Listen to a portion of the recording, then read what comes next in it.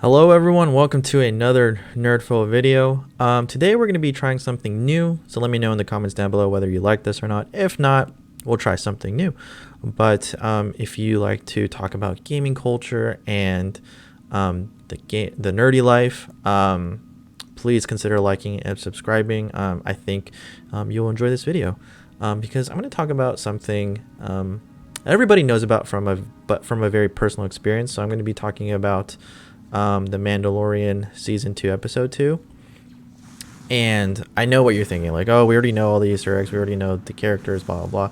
It's not what I'm here to talk about, because I honestly don't know all of the Easter eggs sometimes, but what I wanted to talk about was the cultural impact that episode 2 had for the Asian community. We are playing Force Unleashed because it's just one of the OG Star Wars games. I'm just going to say this. There's still a place for this to hit the Star Wars canon. There's still a spot for it, so maybe it's not quite out of the picture yet, I know people are like, oh, bring it back. We never got Force Unleashed 3. There's a spot for it. And that's why we're playing it, because why not bring back some cool memories, slicing up some stormtroopers as good old Star Killer. I'm doing terrible, but ignore that. So I wanted to talk about Paul Sun-Hyung Lee. If you don't know who he is, he's probably best known for playing Appa in Kim's Convenience. Great show, by the way. I've seen all the seasons so far, and it does a really good job telling the story of a Korean immigrant family. I know it's specifically more catered towards Korean Canadians, but it just hits all the places for Korean Americans as well. There are some scenes where I go, that is terrifyingly accurate of what my family does. It's a great show, but I wanted to talk about his appearance in episode 2 of Mandalorian, and kind of the general effect of the rise of roles done correctly by Asians in Star Wars, because it had a terrible track record, let me tell you. So we got to start at the beginning. So I'm doing a little sneak attack, as Appa would say in the show. Hopefully none of you has said, okay, see you, by the time we're here. Hopefully you're still interested in what the gaming culture, the nerd culture has to offer this time around. So first we got to talk about Rose Tico, right? A character nobody was a huge fan of. Even for Asians, it was just, I know people were saying, oh, this is so important because it's a mainstream, Star Wars that is finally an Asian gets to play the headlight. Finally an Asian is playing an important role. And then unfortunately nobody liked her character. Everyone found her annoying. Everybody thought that she was really unimportant to the story. And they were right, honestly. She didn't really add much to the story. And people liked her sister more in episode 8. The sister who kind of does the suicide run bomb, because she is kind of seen as this, like, whoa, the sister did something really cool. And Rose Tico, whether you like the side adventure or not, her character just wasn't relatable. It wasn't fun, right? And unfortunately that had a lot of backlash on the Asian community for Star Wars, because the actress herself got death threats, got racist remarks on her Instagram, to the point where she had to delete them, I believe. And I just want to say this, that's not okay. 100% not okay. That's messed up. If you don't like a person's role, you complain that to the writers, you complain that to the directors, you complain that to people who are actually responsible for the creation of the character, not the actress themselves. But it really hurt the community, unfortunately. It just nobody, really appreciated her character. And Asians in Hollywood have always had a tough time because the roles were always so stereotyped. So Asian girls back then were very rebellious. They were gothy, kind of like they're honestly like the goth girls from anime almost, and very stereotypical. And it just was. I feel like Scott Pilgrim vs. the World is a good example. Like the protagonist's love interest is this gothy Asian girl, and it's like, okay, I mean, yeah, there's a couple of those around, but that's not like, that's very stereotypical, honestly. That's not really accurate of the see ya, man, whoa is happening. That's not very representative, honestly, or very accurate of the Asian community. But that's not itself a problem. The problem was that that was a stereotype. It just kept happening. That was like the only role that people ever saw. And then Asian guys were either kung fu boys who like were about to wipe everything off the planet, which was like, sure, that's fine, but that's like a very small portion of the Asian community. And then you also got really socially awkward Asian boys that, really just trying to pick this up.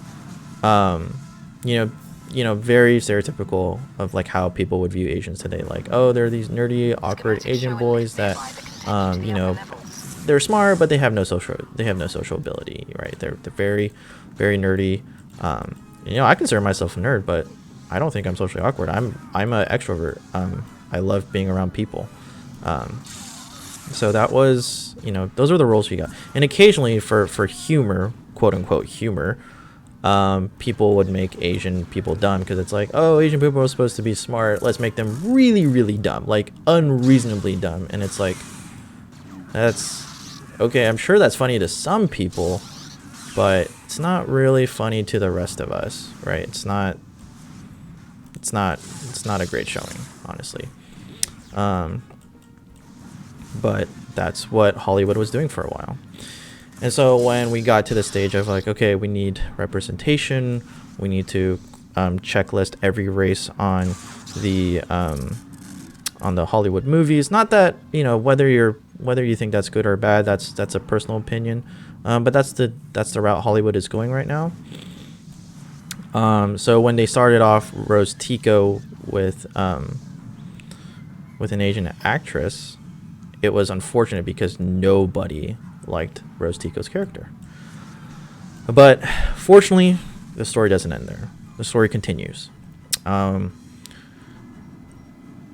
We got Shura Imwe and Baze in Rogue One, and those characters freaking awesome, right? We got this blind force sensitive dude who wasn't a Jedi, but for all intents and purposes acted as one in Rogue One. And here's the thing, nobody, like, sometimes people don't remember the character's name, because they only say Shura and Baze's name I think like once in the entire movie, and I think it's like before the battle, the main battle at the end, but they only say his name once, but everyone remembers them, and everyone's like, oh yeah, the character Donnie Yen plays, that was cool, right? And it was cool because he was this force sensitive character who was kind of a little bit of a mentor and an important person in helping the Resistance to get to where they are, or the Rebel Alliance. Technically, they're not the Resistance, the Rebel to where they are today, right? And you got Baze. I think Baze is like one of the most underrated characters. He's this temple guardian who lost his faith. He sees the downfall of the Jedi, and he goes, wait, this whole force thing that people told me about, is it actually real? He loses faith, and then through Donnie Yen's character, through Shura, especially at the end, he believes in the force, and you see this growth in him that's like exceptional. And here's the thing, no one really went oh yeah, those Asian guys, they were cool. No, it was just, wow, those characters, that was cool. Those characters are super awesome, right? And so finally we're getting this direction in the right step, right? We're getting Asian actors and actresses to finally play characters that that people like. So we're starting off in the right direction. And then we got we didn't really see anything for a while after that. Oh, I just died there. I was running into blast fire. I'm enjoying this commentary too much. We got it was kind of quiet for a while, right? Because there was episode 9. Whoa, episode 9 came out, and then there was really nothing beyond that, right? They're kind of waiting to do the next big thing, if you will. I'm honestly excited for the High Order, to read about that. I think that'll be fun. But anyways, and Rogue One it was a one-hit wonder kind of thing because it's a standalone film, and maybe not all the Star Wars fans watch that. Wow, that guy took a fall. So, but it was still important. So now we're gonna talk about the next big appearance, which is it's not as big, but it's an important appearance nonetheless. We're gonna talk about Paul Sun-Hyung Lee, good old Appa's sneak attack in Mandalorian season 2. So why is that important? Well, he plays a hardened veteran X-wing pilot that he is just super cool in that movie. And why is he cool? Well, I'm getting roasted here.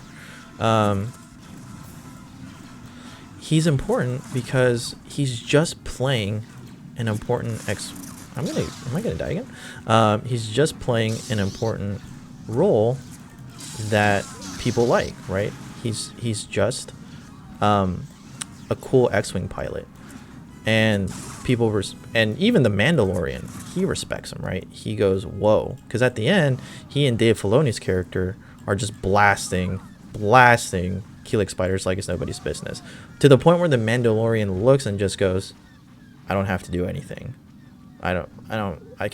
These guys got it, right? And it was really important that, that was an important step, I think, for the Asian community to finally get roles of, okay, we're not just playing stereotypes, we're not just playing, lame characters. We were actually playing characters that people like, and people don't have to say, oh, it's an Asian person playing that. It's just, oh, that was an awesome role, right? And that's where we need to step in, right? That's where we need to start heading in the Star Wars community and really Hollywood. But I'm glad Star Wars is.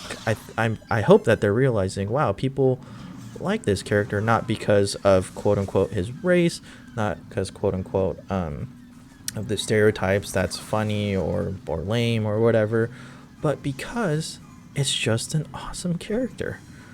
So that I'm really excited to, I'm sure that meant a lot for Paul Sun-Hyung Lee, because he's a big fan of Star Wars. He's got his own channel called Bitter Asian Dude, and where he talks about like his collectibles, and he's got a bunch of Star Wars stuff, like a whole bunch of Star Wars stuff. So I'm sure that meant a lot to him too, and the fact that he just didn't get like a lame role, but an awesome role, I'm sure that was really important to him, but it's important to us as the Asian community as well. So yeah, that's all I had to say. Please let me know your thoughts on it in general, whether you like this character or not, whether you do think it's important for the Asian community, or just anything in general. But I just wanted to share this because it really hit home for me. It really made me proud as an Asian immigrant, as the son of Asian immigrants, as an Asian American, and as a Star Wars fan. So I really wanted to share that thought with you, and I hope that this guy's just standing here, so we're gonna punish him for that. So I really hope that you guys enjoyed that segment. I'm really excited to see where the Mandalorian goes. I'm gonna make a prediction. I actually mentioned it on the Variant channel when they talked about the origins of the Darksaber, but I think Mandalore is going to find the Darksaber and claim his place as leader of the Mandalorians. what do you guys think? Do you guys think that's gonna happen, or what do you think is gonna happen to the Darksaber? But yeah, that's all I really wanted to share with you guys. I know this was, you know, a little bit more personal, not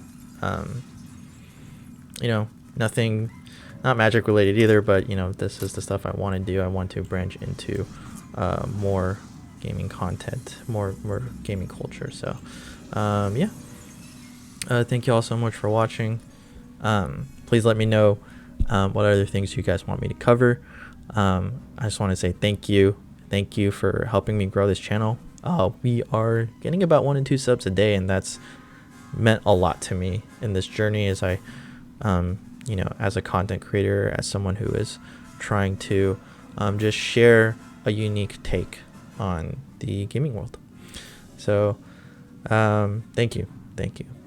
I hope you guys enjoyed this video, and I will see you for your next Nerd Fill.